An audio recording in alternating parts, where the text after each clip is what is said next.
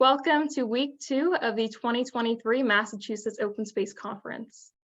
We aim to highlight the efforts of municipal committees, share helpful advice and resources, and connect peers across the state with our conference networking map. This event has been funded by the Massachusetts Working Forest Initiative in partnership with UMass Amherst and the Massachusetts Department of Conservation and Recreation. Additionally, this year's conference has been collaboratively organized by the North Quabbin Regional Landscape Partnership, Mount Grace Land Conservation Trust, and the Trustees of Reservations. In this webinar, Tips and Tools for Landowner Outreach, we're going to be highlighting 3 case studies of landowner outreach projects conducted by municipal committees through the Neighborhood Outreach Grant. This grant aims to use neighborhood-scale social networks to help inform landowner decisions about the future of their lands. We hope from today you will gain practical advice for outreach that can be utilized in your community. And to accomplish this goal, we are joined by 4 excellent speakers. Our first presenter is Paul Catanzaro, and he is a professor and state extension forester at the University of Massachusetts Amherst. He teaches courses in the Forest Ecology and Conservation concentration, and he's also the co-director of the Family Forest Research Center. Our next presenter is Rebecca Bucciaglia. She's the conservation agent for the town of Bolton, and she serves on her local town's conservation commission. She works to balance managing wetland permitting, managing over 2,000 acres of open space, while encouraging the implementation of more climate resilient practices. Our third presenter today is Bruce Cote, and he began his conservation involvement as a land steward for the Lowell Parks and Conservation Trust. He's been volunteering in Dracut since 2012, and he's a member and former chair of the Open Space Committee, chair of the Community Preservation Committee, and he also is a vice president of the board of directors at the Dracut Land Trust. And our final presenter today is John Follet. He's a retired physician, and he's chaired the Chesterfield Conservation Commission for 16 years. He currently is spearheading the renewal of the town's open space and recreation plan. And I now am going to turn it over to our first presenter today, Paul Catanzaro, and he will be sharing the importance of landowner outreach. And with that, I will hand it over to Paul. Thank you, Julia. Get this going. Good afternoon, everybody. This is one of my favorite topics, and I'm presenting in front of one of my favorite groups. And so I'm very excited to be here. Thanks for taking the time to join us today. And as Julia mentioned, I'm going to be just trying to provide some foundational understanding and sort of a basis for the case studies that will come after us about the importance of these landowner decisions, a better understanding of how they're made, and equally important, how you can inform them, the role you can play. So I think for many people interested in open space, this is the first place people start, right? You start with a GIS map mostly. It might be Biomap 3, might be endangered species, maybe it's working farms or forests, it could be any number of things. This is just an example of interior forest out in Western Massachusetts. So those polygons represent, priority areas that are important to conserve. The dark green polygons represent areas that are already conserved, just as an example of the kind of approach you might want to take. But when you overlay the parcel layers to that, you can see that what looked like a really simple map, and boy, we're doing really well. We've conserved, a good chunk of this polygon. All of a sudden becomes this very complex map with lots of landowners when you overlay all those parcels. So it's one thing to have the ecological knowledge to decide, where the important areas in the landscape are to conserve. But it's also important to pair that ecological knowledge with the social knowledge of how these decisions are made and how we can inform them. That's what I'm hoping to help do today. So these landowners, each one of these little polygons, each one of these parcels are really like puzzle pieces within the landscape that the ecosystem services and other benefits we seek from our landscapes, whether it be water quality or biodiversity, recreation, forest products, etc., exist typically at scales much larger than one parcel. So we've got to look at many parcels together to achieve those goals. So how do we solve that puzzle? How do we put that puzzle together by reaching landowners and helping inform those decisions? So let's start with that as a background. Let's understand a little bit more about these landowner decisions. So let's zoom in to just one parcel. Each one of these parcels is owned typically by a married couple or a single. Sometimes it's a different family configuration, but this is very typical in the Eastern United States. They have a married couple. And just recognize that each one of these parcels has its own unique combination of factors, their own characteristics. The landowner's age, family dynamics, are they married or not married? Are there kids or not kids? Are there stepkids? What are their financial circumstances? Everybody has a little bit different relationship with the land. Some is really strong, some is not strong. Some is based on recreation, maybe others is based on agriculture. Every family has their unique set of goals, unique timelines, unique challenges. So you can see that if you just take even just one of these parcels, it becomes sort of a pretty complex question. And when you take, what we just talked about all of these different landowner characteristics, and remember that this is happening, in hundreds or thousands of different parcels across a landscape that you might be seeking to try to conserve, you can see that it gets very messy very quickly. It's part of the reason I actually love it. So let's dive down a little deeper. Let's talk a little bit more about the specific landowner decisions. Recognize that for most landowners, we know from our survey work again and again and again, that most landowners simply enjoy their land for the amenity values. They simply love living on it. It's, they always rank privacy, beauty, scenery, recreation, protecting nature, raising a family as their top reasons for owning the land. We find that despite lots of attempts, very few landowners have done a lot of planning for their natural resources on their land. Only about 15% of forest landowners have a management plan, and not many people have done conservation-based estate planning. The decisions that they face are pretty infrequent. In other words, on a day-to-day basis, they're just enjoying their land. They pull in their driveway from work. They're glad that they can't see their neighbor. They like having coffee on the back deck and watching the wildlife, or taking their dog for a walk, or going snowmobiling on their land. Generally on a day-to-day basis, they're just enjoying their land, but every once in a while, something triggers a decision about their land. Could be an event that happens in their life, could be an illness, could be a divorce, could be a need for money, could be an offer to buy their land, but typically something triggers a decision about their land. And since they haven't been planning ahead, a lot of these decisions tend to be reactive, okay? And because they haven't planned ahead and they're reactive, a lot of these decisions tend to be hurried and without the full benefit of all of the options. In fact, I'm very fond of saying that land for many landowners is like an insurance policy. They pay their insurance policy, once or a couple times a year. They sort of know it's there, but it's running in the background, and it's to be used almost on an as to needed basis. When a need comes up, landowners will use their land. So with that in mind, let's talk about how we take this information and help inform those decisions. I was doing a research project a number of years ago and was doing a focus group to landowners about how they make decisions and how they go about doing that. And there was a really great conversation among the landowners about how they're making decisions and where they look to for information and things. And then there was this pause in the conversation. And one of the women said, I need the information and I need a friend to talk to about it.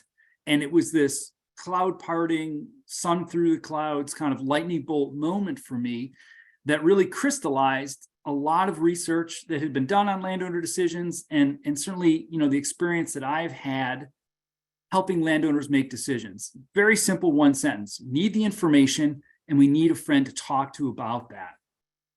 We know from our research and our experience that when these decisions do pop, when they arise for a landowner, that one of the prime sources of information for that landowner are friends and neighbors. Turn to their social network.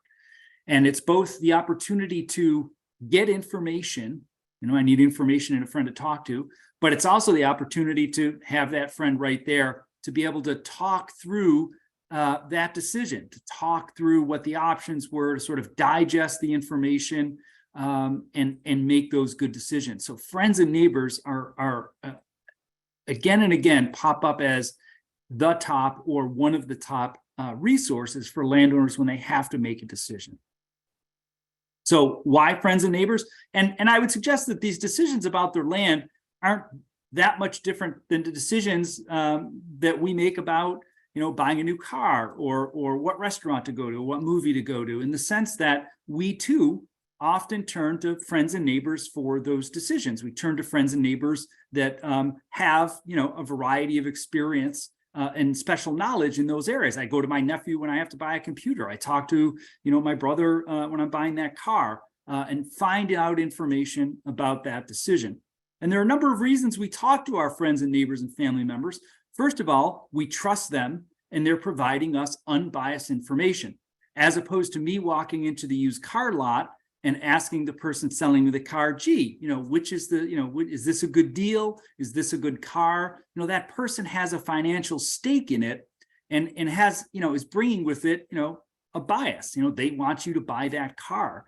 And when we're talking to our friends and neighbors about our decisions, they're not going to make out any better financially. They really don't have a stake in it. So we trust them. They're unbiased. Oftentimes they can have firsthand experience. So as I said, if I'm buying a new car, I might talk to somebody that I know that has bought that similar model. Did you like it? How much did you get, for it? How much gas mileage does it get? Just to better understand, how they made their decision, who they used, to make that decision, and were they happy with that decision? Our friends and neighbors know local information. There are plenty of times where I'm out doing outreach and someone asks me a question and I have a generic statewide answer, but I don't know the specific dynamics of the town or the specific dynamics of that landowner. And so I can't provide sort of a tailored answer. But because friends and neighbors often live close in terms of proximity geographically, our friends and neighbors know that local information. They also know us. They know what our family situation is. They know, the kinds of goals that we have. They're our friends, so they often share the same kinds of values that we have, so they can help us understand, which decisions will help us achieve our goals best. And our friends and neighbors are oftentimes available for these time-sensitive decisions. As I said, these decisions often pop up. They arise oftentimes suddenly, and they're time-sensitive, and they need to be made soon. And our friends and neighbors, by the very nature of our relationship with them, are around and available for us to talk to them. So there are very good reasons that we turn to friends and neighbors. So our landowners naturally, when making decisions, turn to this network for both that information, but also that opportunity to talk and digest that information. So if you take a look at the conservation landscape in Massachusetts, you can sort of break it down into a couple different pieces. There are these large statewide land trusts and conservation organizations. We have these smaller conservation organizations, these regional land trusts, and then we have these smaller, either local or all volunteer land trusts, open space committees, community members that are just interested in land conservation and increasing more protected land in their community. So if you were to just sort of look at the trend, the larger the organization, the more resources, the more capacity and expertise that that conservation organization can provide. And that's really important, knowing the ins and outs of how to do an easement, what the tax implications are, how to fundraise for it. Those larger organizations, the further you move up into terms of their size, the more expertise and capacity they have to do that. However, the other important part of the equation is the smaller you get into the organizations, the more local knowledge the organization has. The better, the tighter, the closer relationships that the organizations have. And this is where, I see many of you fitting into this part of the diagram, being a part of an all-volunteer land trust or an open space committee, or being just an advocate for conservation in your community. And please know that one of these layers isn't better than any of the other layers. In fact, putting a project together often requires both that capacity and expertise that larger organizations have. And I think that's where a lot of people focus on. But equally important is that local knowledge and the relationships that you're so good at. And so you play this really critical role in the conservation landscape in terms of helping promote, support, and cultivate land protection projects. So in the quote I gave earlier, I need a friend to talk to, and they reach out to their friends. You're the friend. You're the first responder. When that decision arises, they naturally turn to you. They turn to their network, for trusted information. You're the connector. You're the one that can say, hey, you should talk to Land Trust X, or you should talk to this person in town who also did a conservation restriction. You can convene people. You can set up the meeting. You can facilitate the conversation. You can support the landowner as they're making decisions. So you play this really crucial role in these decisions. And so this gets to my secret weapon of conservation, having coffee and pie with neighbors, or your favorite 3-bean dish that you bring to all the potlucks, pulling people together and creating those relationships is really what conservation is all about. And so when we think about how to inform these decisions, I really focus on, and again, our experience and research sort of backs up, relationships are very important. So here are our landowners, and recognize that our landowners are embedded within a community of people. Each of those people have a certain amount of knowledge and skills and experience. Some of them are professionals. Some of them are fellow landowners that have experience. And if they can, those orange lines represent relationships. If they know a couple people in their community, it's great because they've got access to more information and resource and experience. However, if you have lots of relationships, those landowners have access to even more information, even more experiences, more opportunities for them to find the right information, to digest, to have those conversations. And so focusing on these relationships to inform these decisions is really important and crucial, and a great role for you to play. So when we talk about informing these decisions, it's really a matter of finding ways to connect landowners at decision points to that information and a person to talk to. That's really what it boils down to. Remember that not everyone is at a decision point, and when they're not at a decision point, they're really just enjoying their land on a day-to-day basis. Let them enjoy their land. But for those landowners that are at a decision point, how can you be that first responder, be the convener, be the connector to that information and a friend? And for those landowners that aren't at a decision point, remember the infrequent nature of landowner decisions. They may only make this decision about the future of their land once. So it's not, on a day-to-day basis, they're just enjoying their land. When they're not at a decision point, focus your efforts, I would suggest, on helping to create relationships, build the network, have them, do things that allow them to get in touch with other landowners, other professionals.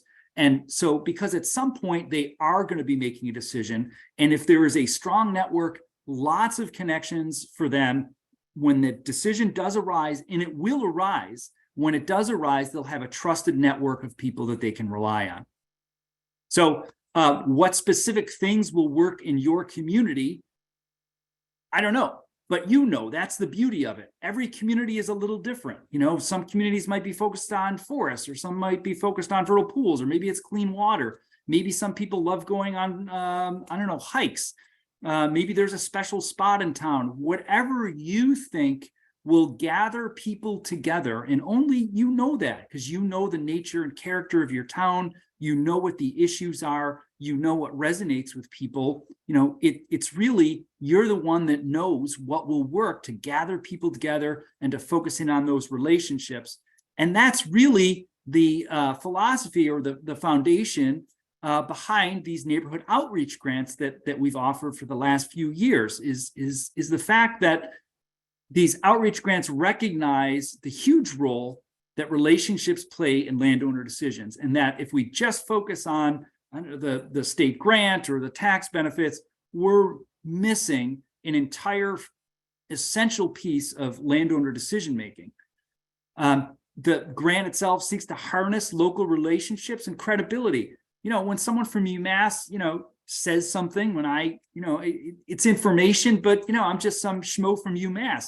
When a local trusted opinion leader like yourselves provides advice, it means something incredibly different. And so this grant seeks to harness those relationships and provide funding to you, the ones in your local community that actually know, how to go about doing this. And I know from personal experience on open space committees that it can be sort of you can get yourself into a rut of planning, and sometimes that planning can burn you out, and so it doesn't lead to the outreach or the actual on the ground impacts that you may want to have. And so hopefully part of this funding will help motivate you to go from planning to implementation and get things done.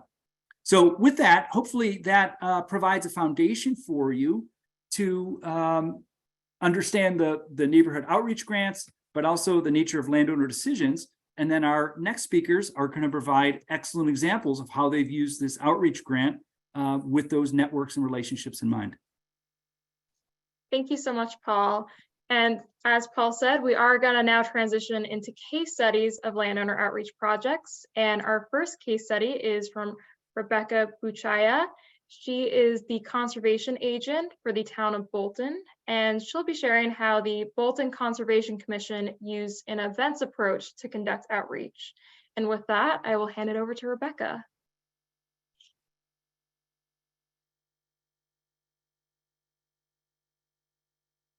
Bear with me for one moment.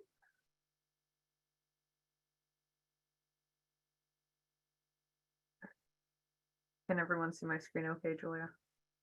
Okay, great, thank you. Okay, so obviously we're working with the grant program that Paul just went over, so we would like to just thank that opportunity and the individuals at UMass and other organizational partners who offered this opportunity every year, I think since 2019, if I'm not mistaken. And Paul's absolutely right that it does help bridge the gap of implementation or providing outreach to various neighborhoods throughout town or throughout Massachusetts. So for Bolton, for this particular grant round, we had focused on the South Bolton Spectacle Hill Road corridor.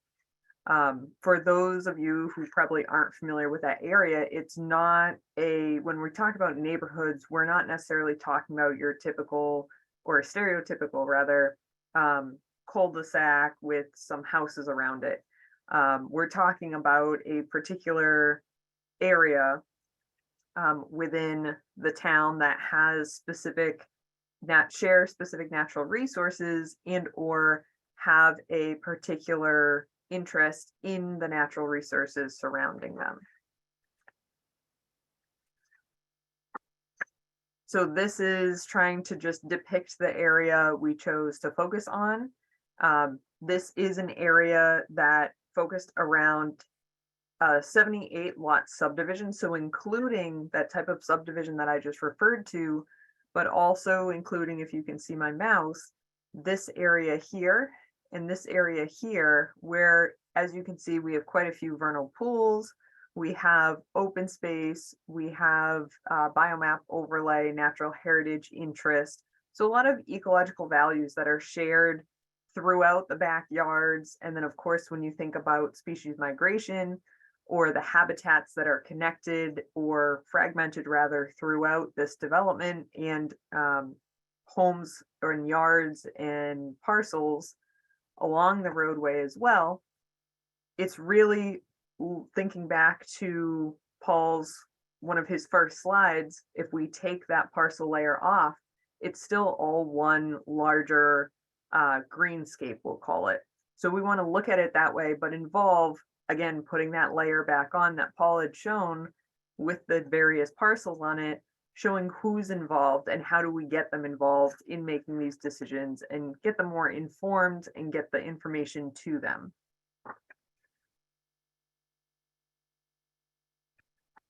I have my notes here, so I apologize if I'm looking down.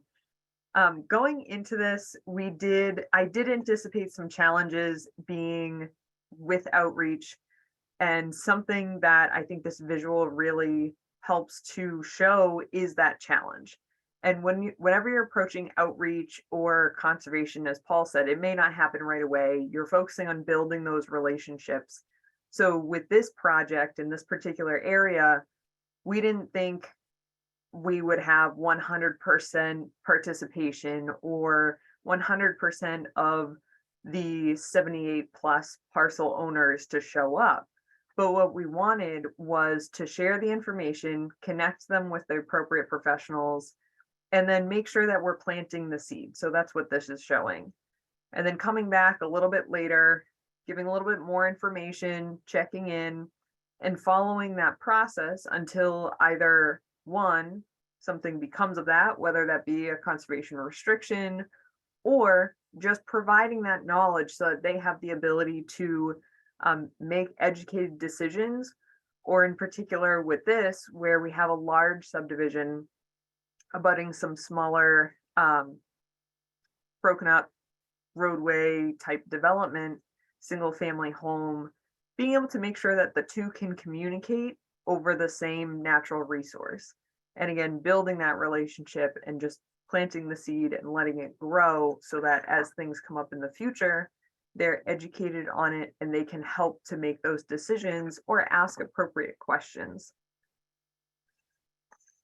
So our approach was event-based, but we did also, and I know someone else will be talking about it, we did also send mailers, so information that had links to websites, it had names and contact information for various professionals that we used. So we just really wanted to start with initiating that interest and starting that relationship. And some of these residents didn't even know that this was the broad scope of the landscape and ecological values that surrounded them. So we started with a winter bird walk. Then our other event was forest habitats and landscape inventory, a trail work day, and the native plants and wild edibles. So when we had done a similar project before in a separate area in town, and we noted that that project unfortunately conflicted with COVID slightly, but we noticed that people wanted to get outside to learn something, or they just wanted to be sent the information because their schedules didn't allow for them to have one more event. So trying to bridge that gap, like I said, we sent out the mailing for outreach, but then we also held these events. So the winter bird walk, we had Michelle Grisenda, who is an avid birder, and we walked through the open space associated with a development in town known as Century Mill Estates. And we also talked with property owners about what habitat or landscape they have in their backyard. Do they put out feeders? Do they not put out feeders? And the reasons behind it. So although this was centralized around an event, we still really had more of a dialogue than something like this where I'm presenting to you all, which helps and puts everyone on a more level playing field. At least that's what we found. Then we had the event for forest habitats and landscape inventory. We had two of our state service foresters present, Michael Downey and Laura Dooley. And regularly, these are professionals who are involved with Chapter 61 forest cutting plans, in addition to forest stewardship plans, if you'd rather refer to it that way. So they're regularly integrated into the community and then working one-on-one. So we really wanted to, introduce them to these community members while also providing an example where we can walk through and talk about a particular piece of land and what they may or may not suggest, and then also what that piece of land is telling them through the forest habitat and, again, the different landscape types that are there. Then we had a trail work day. We are working to put a trail through a trail easement and then 100 acres of open space within the Century Mill Estates subdivision area. It will connect to, or the goal is to connect it to, a Hudson conservation property. So with that, we had volunteers come out. We actually started cutting in the trail. We flagged the trail. And it was interesting because we heard, along with working on this, we also related back to these other opportunities where we had talked about this would be a good location, in particular where the trail easement was across private property, to maybe put an edible barrier. So both providing habitat and value to the forest and the species that thrive there, but also providing a benefit to residents who are living in their single family homes there as well. So that was something that was brought up, and just connecting it back. We talked about other bird species that day. We also had some younger kids working with us, which was exciting because they were looking for snakes and actually ended up tailing off to look for more snakes within the more rocky areas of the subdivision. And they provided another piece of insight that we normally wouldn't talk about, or the way we're communicating about it. So definitely opening these events to not a specific age group is beneficial.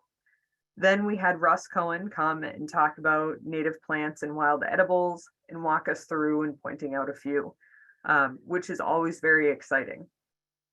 So with the approach, this worked for the town, again, after a couple reiterations from past projects.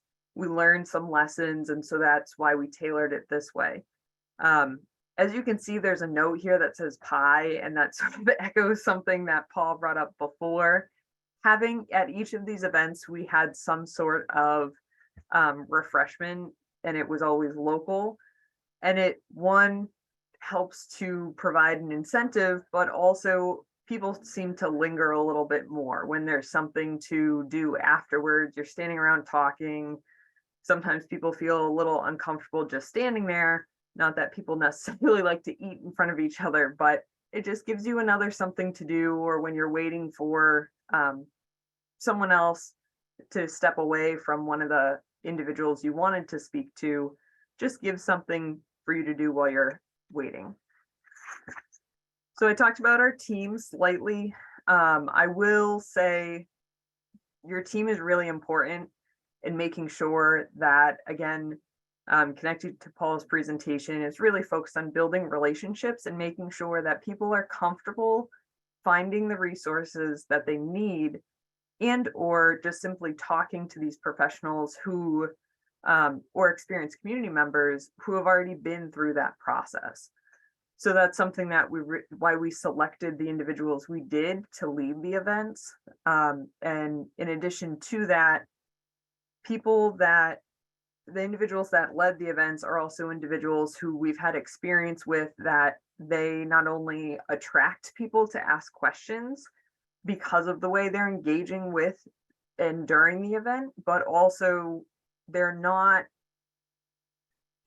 there's a comfort level with them. It's not someone showing up, not to say it, this is not demeaning anyone, so I apologize if it comes across that way, but it's not someone showing up in a suit to walk you through a property. It's someone who knows their way around the different properties, the open spaces, and they're stopping every couple of feet because they hear something or see something, and it creates a much more relaxed environment, almost informal, but still providing that connectivity. So making sure, these are some pictures from our trail day and then our edible walk as well. And just making sure that when you're engaging with the public, you're using diverse visuals, which I didn't get too much into with my presentation today.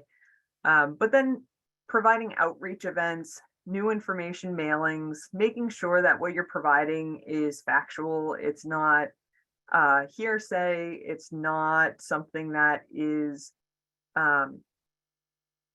not directly related to a particular resource, but at the same time, making sure that you're incorporating experiences.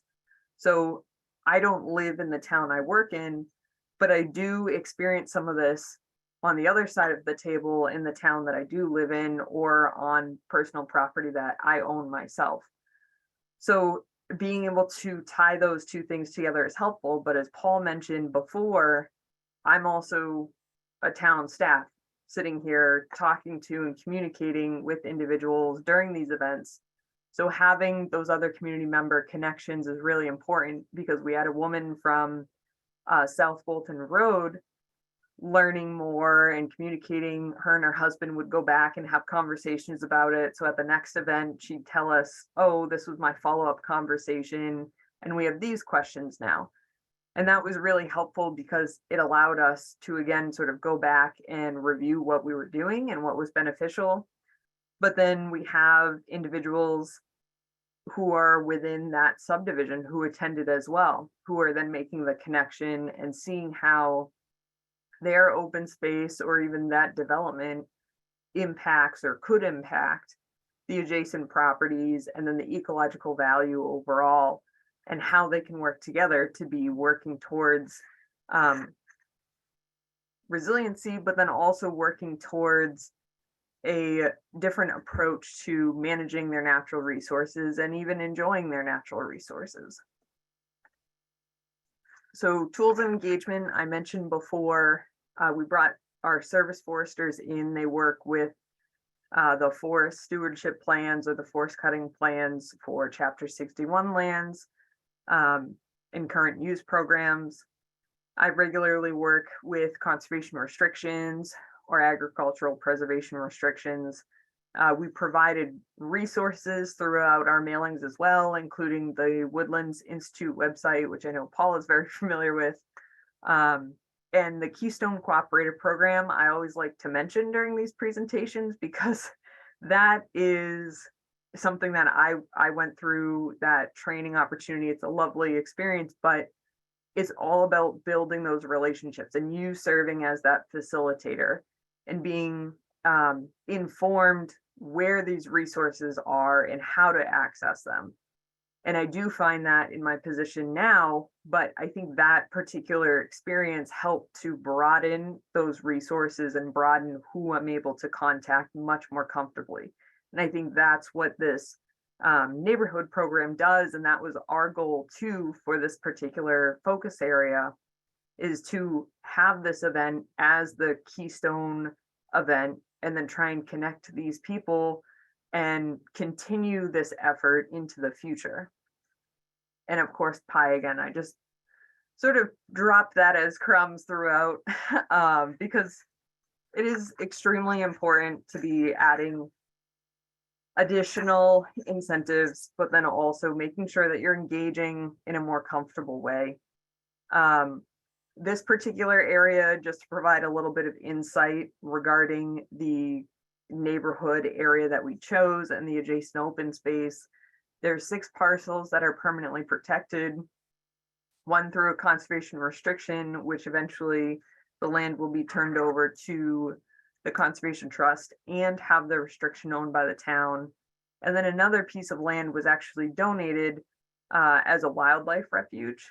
So that is unique in a way, because we typically don't accept parcels that do not allow for public access. And one of these parcels, particularly the one that was donated, is that. And so relaying that to the community and making sure that this particular neighborhood group also realized that, and realized the importance of why the town still accepted it in that sense and what value that has to the greater neighborhood area was also really important and insightful. We got a lot of follow-up questions about that, and it was beneficial to hear some of that feedback, which none of it was negative. But a lot of it was asking questions about, well, will we manage it? Like with active forest management or anything like that. And because the way it was donated, we can't and we wouldn't. So we're focusing on, again, the area adjacent to the subdivision where we're allowed to do a little bit more work there, putting in a trail, connecting to adjacent towns, and why that's important. And this image here was actually something that on every trip, every event caught everyone's eye. Because it's actually one tree sharing multiple trunks. And in a sense, I think that reflects this particular program because we're all learning from the same source and we're all trying to work towards understanding a natural resource and seeing how we can work together to be enjoying our properties, but then also either further protecting it or better managing it in a way that benefits the landscape as a whole versus just our individual parcel while also meeting those individual goals. So I thought I would include that as well. And there is quite a bit of land left unprotected, and I note that because I think there's other opportunities as well that we had talked about in terms of one of the questions we got frequently was, well, I feel all the open parcels have been protected. Now it's just backyards. And we had some conversations about the just backyard statement and that, again, that integrates into a larger ecosystem on a landscape scale and how each individual practice, they can still implement a lot of these things that we talked about at each of the events, but just on a smaller scale, or they could continue speaking with their neighbor and work on something that's much larger across multiple parcels and have similar management goals so that even though their landscape in their parcel may look slightly different, it's still serving that greater habitat greenway area.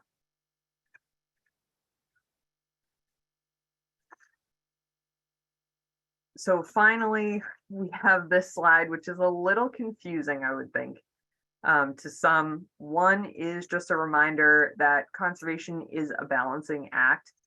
And again, what we talked about throughout this whole presentation, and then in addition to that, moving forward, understanding that it's not something that happens immediately, understanding it takes time, you have to build these relationships, and understanding that throughout all these different events that we held, there's still some disagreements and agreements, but that's not the point. The point is that you're working together to get people these resources so that they can make their own informed decision about what's best for their individual lands. So that being said, the outreach to residents and property owners along South Bolton Spectacle Hill Road corridor was not successful if we were to say that we wanted every single resident to be there. We spoke to every single resident personally, but what we did was we got the information to every single resident within that focus area. We got some of the residents there present, experiencing this, working through this, connecting them afterwards, connecting and reaching out via email or phone call to make sure that there was communication after any follow-up questions. So in that sense, it was successful. But if you're going into this, at least it's been my experience, if you're going into an outreach project like this and expecting 100% participation, I give you all the credit in the world if you're able to succeed with that. But I think it's beneficial to just acknowledge that just building the relationships that you are building, even if there's not a full suite of individuals there, I think is still worth it. And I think that is still an effort to be made, that should be made. So with that, I will hand it over to Julia. Thank you so much, Rebecca. Our next presenter is Bruce Cote, who is a member of the Dracut Open Space Committee, and he is going to be sharing how this committee used a video approach for landowner outreach. And with that, I will hand it over to Bruce.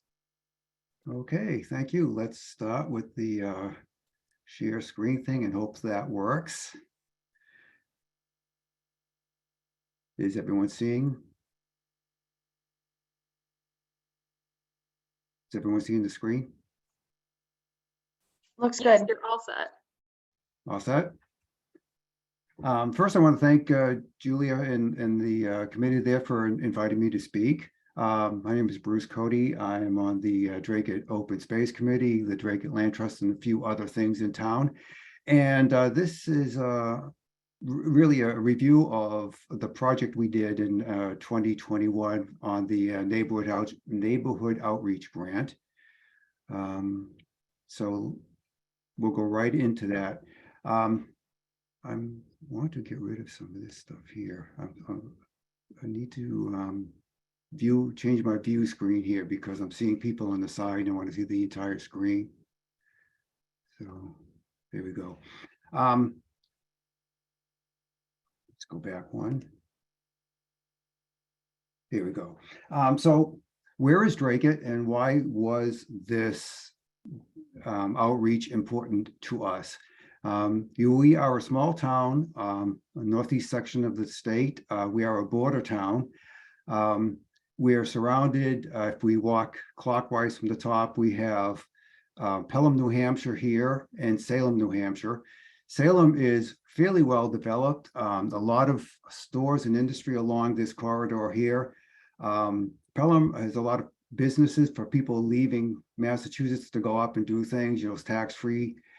So it's fairly well developed there. If we go to the east side, we have Methuen.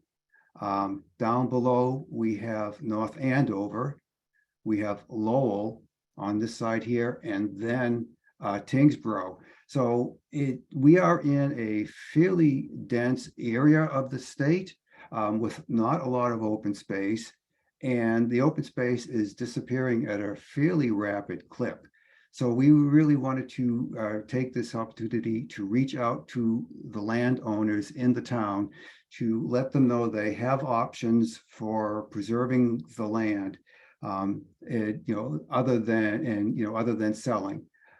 We also wanted to focus on the eastern part of the town. As you see, right about the center part of the town, it becomes very densely populated towards the west. There is not a lot of open space. If you look to the eastern side of the town, there is a lot of open space still. There are many farms that are still there, but a lot of vacant parcels. It's important to note that these parcels are typically 20 to 25 acres, not large tracts of land by one owner, but small tracts of land. And there are many owners out there with these small tracts of land. We didn't know it at the time of this outreach program, but there is significant pressure on the amount of land that we have left. Two new things that are coming up is the MBTA rule, and I don't know if you know about that, but a new rule for towns that abut cities that have MBTA terminals, and Lowell does, as well as we do have MBTA lines to come into Dracut. The state law is asking towns like Dracut to set aside 50 acres of land and put up to 1,200 units of housing on that land. Also, we have developers, and the new one has just put a plan that we'll see how that goes, but 300 4-bedroom units in town, and the land available is out this side of town. So the outreach program was focused on trying to let these people know that there are options for what they can do with their land other than selling to a developer. So again, this was in response to the late 2020, early 2021 outreach grant for using social media to develop a neighborhood outreach program to help landowners understand their land protection options. And listening to Rebecca and Paul, I'm realizing that it's time for me to start thinking about another outreach grant, especially with the pressure that we're having in town. The goal was to use social networks to inform decisions, and our project that came out of that was to create a video highlighting land conservation success stories and hold a community outreach session showing that video and providing landowners a time to talk about what they might want to do with their land and the options available to them. So how did we select the project? And I want to focus, and you'll see that through my presentation, is on collaboration. The selection process was a collaborative effort. Working on the project was a collaborative effort. Even the presentation side was a collaborative effort that came actually out of left field, which was a great discovery. But when I did hear about this grant, I approached both the Open Space Committee and the Dracut Land Trust separately to talk about what we might do to reach out to the landowners. The Open Space Committee is more focused, as you would figure, on open space, and the Land Trust has a lot of farmers on the trust board itself, so their focus could be on farmland. So a member of the Land Trust suggested that we do a video. This person was really knowledgeable in videos. He's a farmer who speaks, who does a lot of informational videos, and it travels around. It was a great option. When we presented it back to the Open Space, a member of the Open Space Committee knew a video developer and made the connections for us. Throughout the process, both organizations actively participated. You'll see in the next slide how we worked together to make sure that we were able to get everything done in the short time frame that we had. We met with the video developer, the videographer, and this was new to us. None of us had ever done a video before, so we were unsure about what that would mean. The videographer was a gem. The guy helped us immensely. We determined that the project was affordable and feasible and could be done in the time frame needed. So we put together a task-driven project plan, put together the plan with the cost, submitted it to Mount Grace, and were accepted. So who were the participants? This was not a large project per se. You'll see that there were 3 people working on the project from the town of Dracut side. And I put the letters next to our names, myself, Bill, and Dave. You might see that we're on all on the Open Space Committee. Some of us are on, the Dracut Land Trust. Some people are on CPC. Dracut, I assume, is like a lot of other towns where there is a small conservation community that's very active. When we here go to meetings, it's just about all the same people. But the roles in this project actually grew organically. We just started to fall into areas that we were comfortable in. So I worked with the videographer and put together some documentation. Bill worked with selecting the people who would be on camera. And, Dave did a lot of the work doing the outreach work, the research, getting the people's names, putting together the documentation. The videographer, Ray Sam, helped us immensely. I'll talk a little bit more about that. And then the people we chose to be on camera. Helen Dunlap is a local legend. She is a farmer. She is an educator. She is a scientist, botanist. She has worked for the CPC, the Open Space. She is an all-around knowledgeable person that we go to. She has an active farm where she raises animals. And so she is one of these people that we knew absolutely we wanted to have on the video. Dave, we call him Farmer Dave. He has a very modern farm that he acquired through some of the agricultural preservation restrictions and some dollars that way. He travels the world teaching farming, and he's a member of the Land Trust and was the person who suggested this video. And Melissa Robbins is a conservation attorney that the Land Trust is very familiar with. We've worked with her as we work with developers who want to set aside their land. So the project development video side, we determined that we wanted local people that people who saw the video were familiar with and could trust. And both of the previous speakers have talked about that.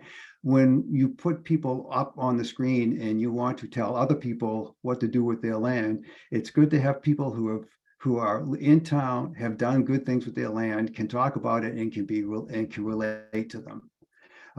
So both Helen and Dave have that cachet. People know who they are, they trust them, they see these people active in town. Both were personable and had experience in front of the public. The attorney had good land conservation experience. We knew her well, we were familiar with her.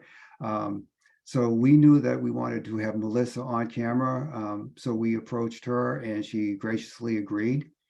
And in the less than is more approach, we focused only having interviewees on camera. And that was one of the first things Ray Sound said to us, is like, no one else on camera, just the people who were talking about conservation, talking about their land.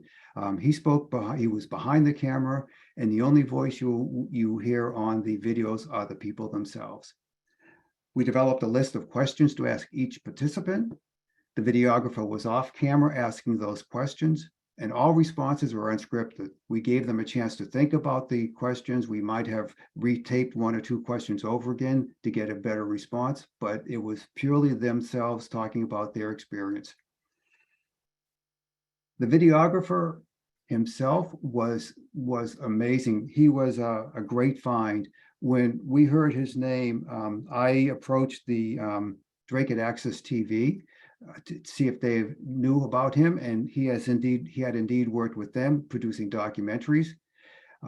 So he made the video project work. He provided important coaching to us as we were developing the project. He subcontracted a drone operator for the aerial shots so that we would have some background information. He visited the farms and did B-roll footage. So when you watch the video, you'll see a lot of background video, all of that taken in Dracut on the farms of the people that we interviewed. And he arranged to have some post-production transcripts available to us so that we can carry on this project going forward. And I reviewed the transcripts the other day and said, yeah, these are good information to have as we try to carry what we did forward.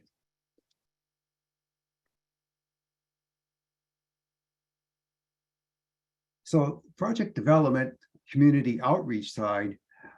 So this ran concurrently with the video work. We started the project a little bit late. So we were doing video and reaching out somewhere in March, and the project needed to be done and wrapped up and reported in by May. So we certainly did the work concurrently. Obtained a list of landowners greater than 10 acres of land, our Chapter 61 designation. As I said, that we don't have a lot of big tracts of land.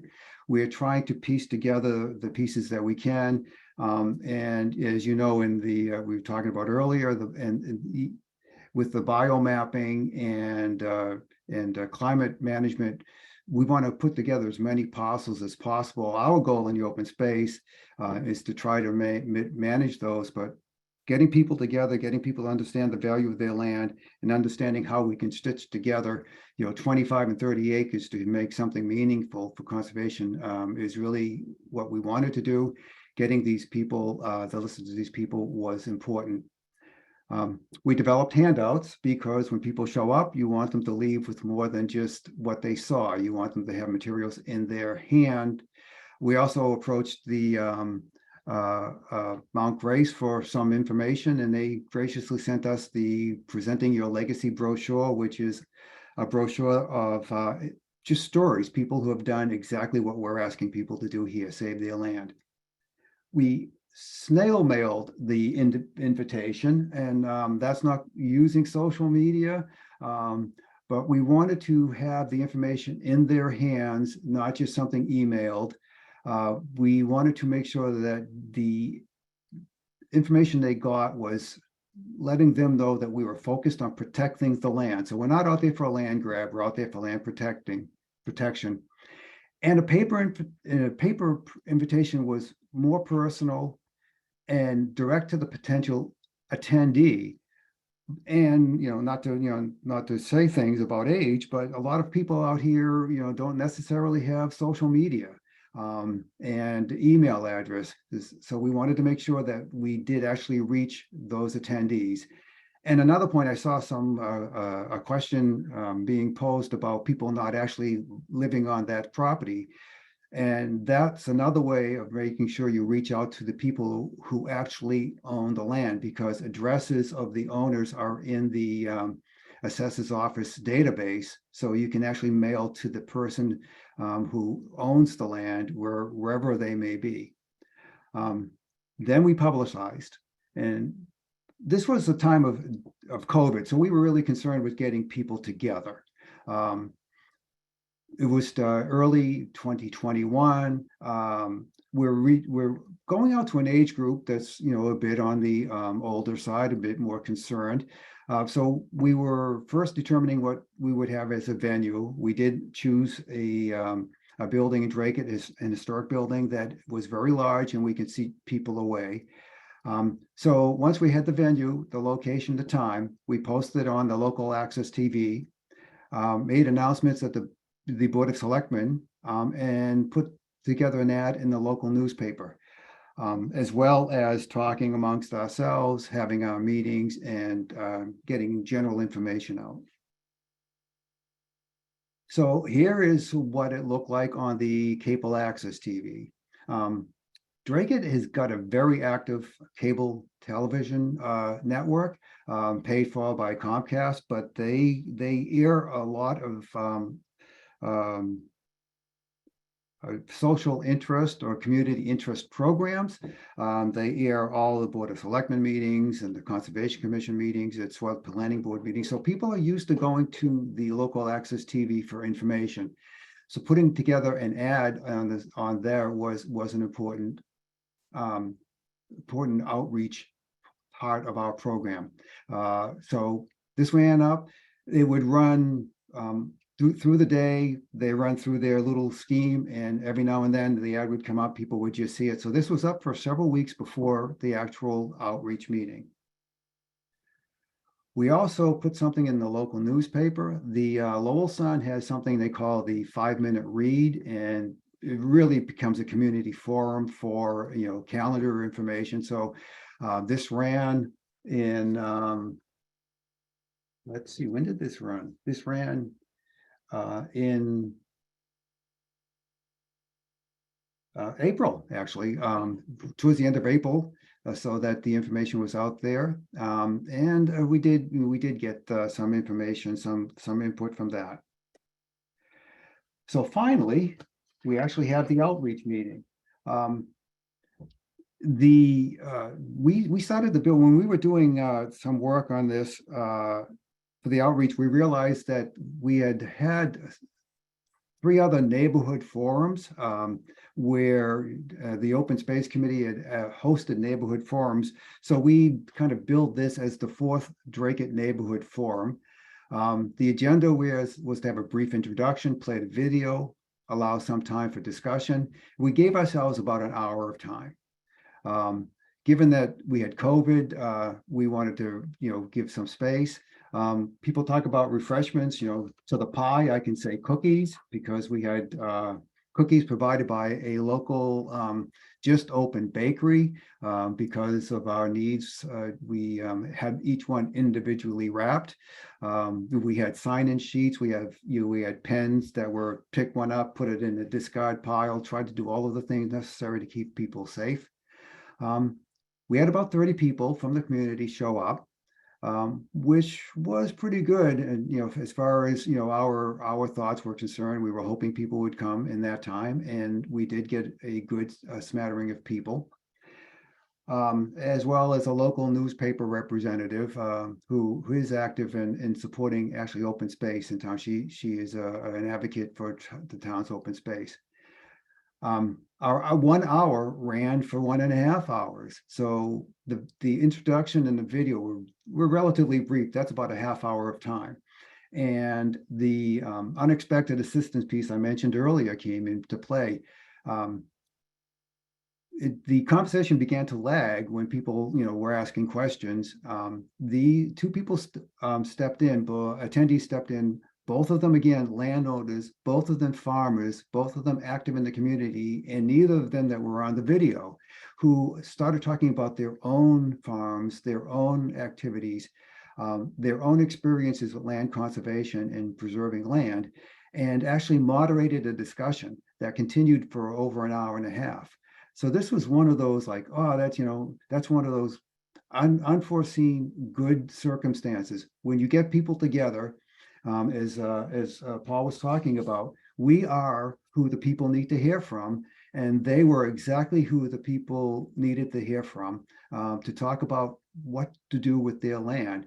These people were longtime Dracut people who had experience in the town, had experience in farming. So it was great that happened, and it made a success of the evening. Thank you, Bruce. And we just have a 1-minute reminder. Okay, very good. Well, this should be quick. So immediately after the project closeout and results, immediately after the meeting, we were contacted by 2 landowners. We are currently working with both of 2 landowners. One with the Dracut Land Trust is trying to save about 30 acres, and the CPC is working with another one to save about 24 acres of land. The video itself is an important artifact. I've used it a couple of times. And the final cost came well within what we were looking at. So it was a success in that way. And for final lessons learned, so use your network. I can't really stress that enough. The people that are in our community, the conservation minded community, want this to be successful, and everybody has ideas. And listen to them, right? Because they are helpful. Hire competent people. And as I said, Ray Sam, the videographer, was the person who made the project work for us. Be flexible. Not everyone has the time that we have, or the schedule that we have. And of course, a changing plan is not a sign of failure. As a project manager in life, changing a plan is a sign of adaptability. Measuring may take some time, because seeds are planted, but you're not going to get success right away. We're working 2 years later, and we might save some land. I want to do a big thank you to the sponsoring organization and Sarah Wells, who helped us immensely. Reach out to these organizations because they have information.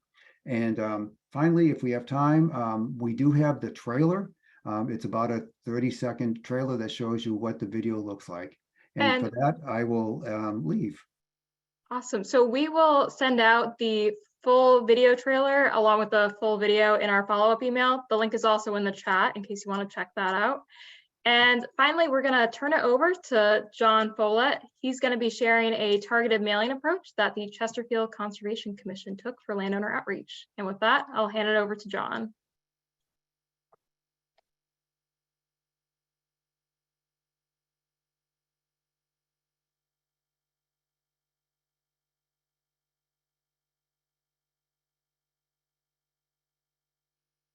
Forgot to unmute.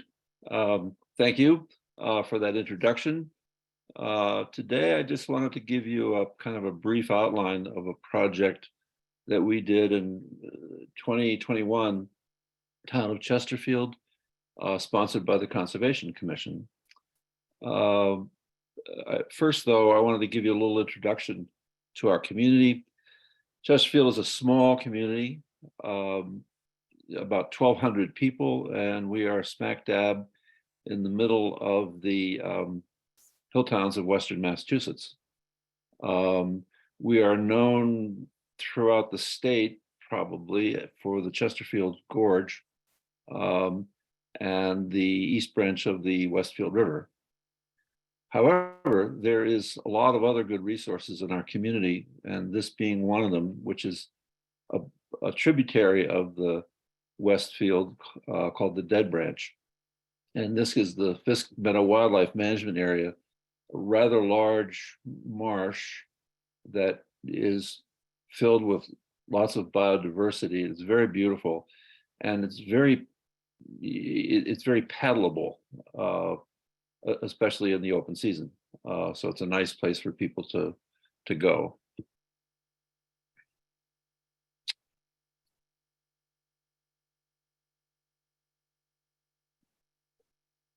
Here's a mass mapper of the community, and you can see this is the open space layer. You can see that the town has a great deal of land that's already protected.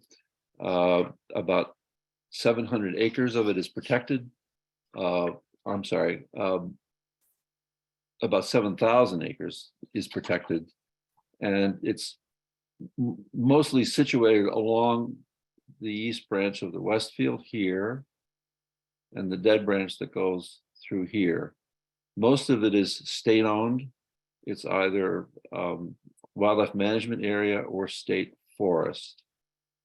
There is a parcel of federal land here. This is the Nightville Dam Flood Control District. And here is our most recent acquisition, the Silvio Conte Wildlife Refuge National. This is the Chesterfield Gorge, well known, owned by the trustees of reservations. And then throughout the town, there are a scattering of privately owned conservation restrictions and some agricultural restrictions. In the fall of 2020, the town held a tax land auction of four foreclosed properties that had been sitting around for a long time, and they decided that they were going to auction it off. Two of these were pretty important pieces of property that those of us in the Conservation Commission or community identified. They were good-sized tracts, they were undeveloped, and they were not likely to be developed, and they were very close to already protected land. There was an effort to try to save these parcels, but unfortunately, we were unable to pull that off. And one of the issues was that we felt that we didn't have enough time to really sort of nurture a more friendly atmosphere by our select board to save these parcels. So this got us to thinking that maybe we could find other parcels of land in the community that are suitable for protection, as well as being privately owned and unprotected. So we began to gather the information on these, and I'll explain the criteria. At about that time, we had the invitation to apply for a neighborhood outreach project, and we thought that we had the ideal thing to do is that we could identify these lands in town and then send them a mailing. So the scientist in me felt like, well, we need a criterion for some of these, and so we decided to pick out parcels that were 10 acres or greater, privately owned, not permanently protected, and pretty proximal to the Westfield or the Dead Branch. and where possible, they would abut protected land. Now, we went and searched these unprotected parcels by using, at the time was Oliver, but Mass Mapper would be the tool to use now. This included Chapter 61 lands because we felt that Chapter 61 lands are not permanently protected and could change in the future. And about a third of our community is in chapter land. The next step was to search out partial information using the assessor's maps, which are available online, identifying the parcel and then looking up the information on the cards with the assessor. Now, we did an initial mailing and discovered that we had a lot returned. And what we discovered at the time was that the assessor's records were not up to date. We had many returned, and we discovered that the town clerk has the head of household list, which is way more accurate because it's updated every year. So these were the results. We discovered 34 parcels in the Westfield River region and 51 parcels in the Dead Branch region. And here they are. This is a map courtesy of the Conway School of Landscape Design that is in the process of renewing our open space plan. And so you can see that there are a lot of parcels in this area that are available, well, not available, but worthy of protection in the future. And this is the kind of information that we can use in the future when we hear that, well, Chesterfield is really heavily protected. There's not a lot of land left that could be protected. Well, this map shows clearly that's not actually accurate. And so the next step was to go ahead and find a publication. Our good friend Paul Catanzaro turned us on to the Protecting Your Legacy, a Massachusetts Landowner's Guide to Conservation Estate Planning. And we used our address lists, mailed them out, and with a cover letter. In the cover letter, we stated that we are mailing this to you because of the uniqueness of your property. And this is information to you in case you're considering any kind of protecting your legacy in the future. And mentioned that we would be available for anyone who seeks further information. Unfortunately, we've not heard from people at this point, but we feel like we've planted enough of a seed, and it's also kind of gotten us stimulated to start looking at other kinds of activities that we can do in the future, like having community forums where we could have various presentations on land preservation and also have community walks as well. So with that, I will turn it back for the Q&A session.